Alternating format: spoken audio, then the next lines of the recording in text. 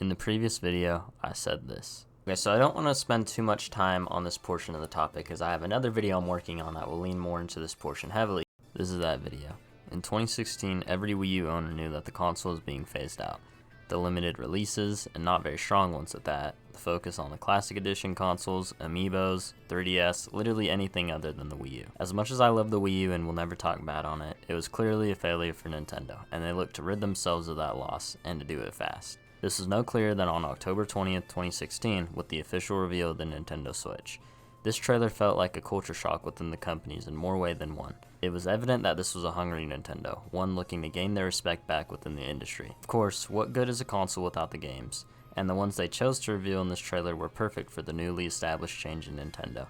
Breath of the Wild was the obvious hitter here, but there was also Splatoon 2, more than ever an evident piece of this new younger, hungrier Nintendo. Additionally, they had Skyrim and NBA 2K to show support for the console. Immediate third-party upgrades over what we had gotten in years past. There was one title that caught my attention more than any other though, and it was a brief teaser of what appeared to be a new 3D Mario game. We had a slight few seconds of gameplay to show us, but it was enough to keep us on edge for months. On January 13th, 2017, we'd get the Nintendo Switch presentation. I'll never forget the excitement watching this live. I stayed up opting to see the new console over probably a good sleep for the next school day. From the countdown alone, backed by the soundtrack of Ken Ishii, it truly felt like a new era of Nintendo was upon us. A fresh, creative, and exciting era of Nintendo. The games revealed only furthered this sentiment. Splatoon 2 and Skyrim returned from earlier, alongside a new IP in ARMS. The next Xenoblade Chronicles, a new Shin Megami, among others. The best of all, we'd finally get a look at that Mario game shown back in October. Now titled Super Mario Odyssey, this trailer would be the highlight of the presentation for me. It starts out with you in this New York City looking area, panning down to the street where Mario pops up from the ground and spins his cap, running off into the camera. The trailer still gives me those same goosebumps I felt in 2017 to this very day. This amazing trailer showcasing some of the many worlds, later named kingdoms, caps off with the perfect cliffhanger, Mario's hat seemingly becoming alive. This would be the focal point for the next 5 months till E3 2017 when we get our next look at Odyssey, and along it, the game's main mechanic. Unlike 3D Mario's of prior years, Sunshine's Flood, Galaxies, or 3D World and 3D Land's blend of 2D and 3D spaces, Odyssey presented a new take on the 3D Mario formula, the ability to capture various things within your surrounding. The trailer kicks off with you capturing a dinosaur, before showing some more things of the game. More showcase on the various kingdoms, things to do, costumes to get, all being backed by this beautiful, energetic jazz music. Then we get a look at the various captures possible, and the scenarios used for them. Frogs, Goombas, a damn human being, among many others. It all ended off with the teaser of Pauline as the singer behind the background music and a release date of October 27, 2017. This trailer, along the others around the time, are almost euphoric in a way. They resemble this happy and exciting feeling reflective of the games they're for. To say interest of this game was high is an understatement. Over the next few months, we'd begin a legendary promotion cycle up to the release, with play events, more trailers, and information tidbits such as the stunning Amiibo 3-pack, or that red Nintendo Switch. We'd even get a Mario cereal, reminiscent of the NES cereal from the late 80s. I'm sure I missed a lot more, but those were some of the ones that came to my mind. This had me ecstatic for the game, and I got it pre-ordered sometime around September of that year. The game would have a wild launch day over in New York, with Reggie, Miyamoto, and future Nintendo of America president Doug Bowser being among the notable faces there. I remember watching C&D's Odyssey launch countdown vlogs as part of my excitement towards the game's launch, but then it finally released. I remember coming home from school to the copy sitting in my mailbox, and I immediately set up my Switch and began recording a Let's Play of it. Over the next 4 days, I'd play this game, even skipping out on going trick-or-treating to finish the final parts of the game. I had a blast with this one. I loved going through each kingdom, collecting every collectible, and gunning to 100% it.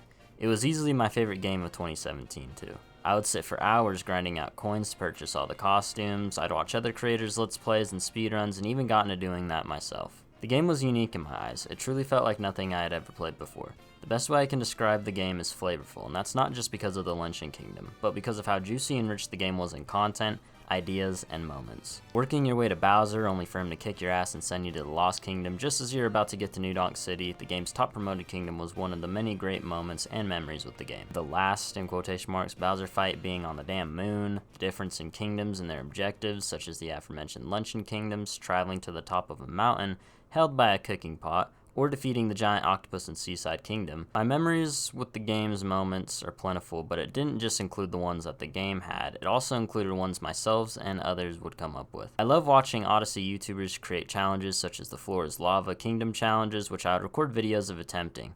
I could go on and on about the game and my memories with it, but one thing I do remember yearning for was DLC, which we'd wind up getting. Sort of. On January 11th, 2018, we'd get a Nintendo Direct Mini. While that Direct is probably most famous for announcing Dark Souls Remastered coming to the console, it also included a segment discussing Mario Odyssey DLC. It announced a free DLC called Luigi's Balloon World would be coming to the game. After you beat the main story, you'd get access to this mode in which you had the option of either hiding a balloon or finding a balloon placed around the kingdom you were in. Additionally, there would be new costumes, most notably a Mario Sunshine inspired one which would get the community talking about a potential sequel to Sunshine or even a DLC kingdom in the future. This update would release on February 21st, 2018, and it was a pretty good time all around. The new costumes and filters to Snapshot mode were nice additions to have, while also giving players a new mode to hold over on until the eventual DLC release with new kingdoms. Balloon World I remember playing a decent amount of, though equally remembered the amount of cheat balloons players would do by clipping into walls or just outright using cheats. It was worthy enough and still fun enough though until more DLC could come out, yet that never happened. Even still, almost 7 years after the game came out, there was never a full DLC expansion that came out with it. In other games' cases, it seemed impossible, and for the most part was. Mario 64 never got DLC, and the ideas they did toy around with for an expansion would wind up being saved for future projects. Sunshine in a way felt like lost media to the fans and to Nintendo, as honestly the DLC costume was the first acknowledgement Nintendo gave the game in years.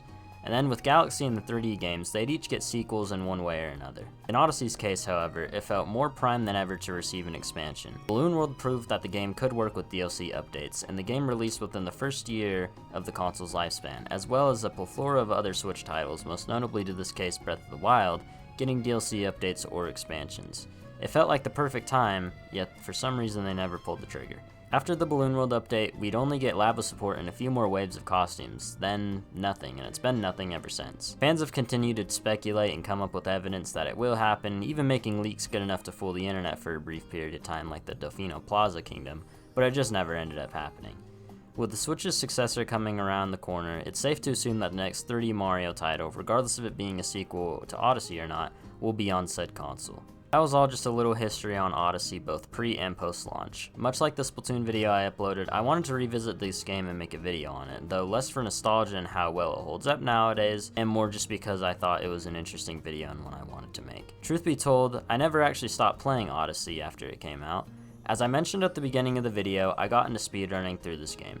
I watched a few here and there, most notably Mario Kart Wii or maybe a GameStun quick event, but Odyssey is what got me to try it and as well began watching more speedruns.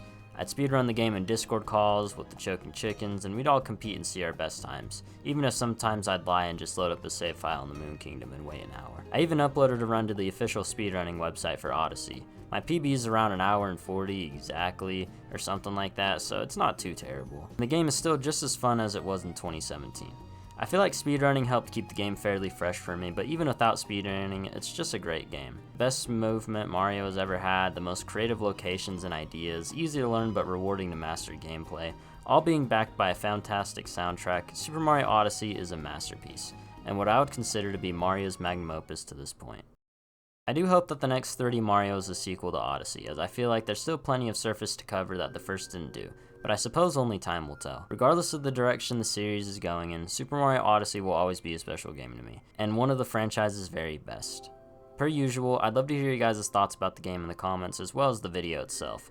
I said in a community post and in the previous video I made, assuming I did upload that, the little game convention, Sonic Symphony, whatever video. But again, I did want to apologize for the delay on this video. This is supposed to come out a good 3 weeks ago.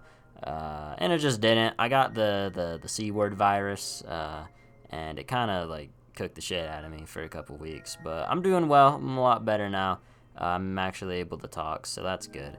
And yeah, I'm back ready uploading. But anyways, that's all for me. That last part was a little off topic there. But yeah, that's all for me. Thank you guys for watching.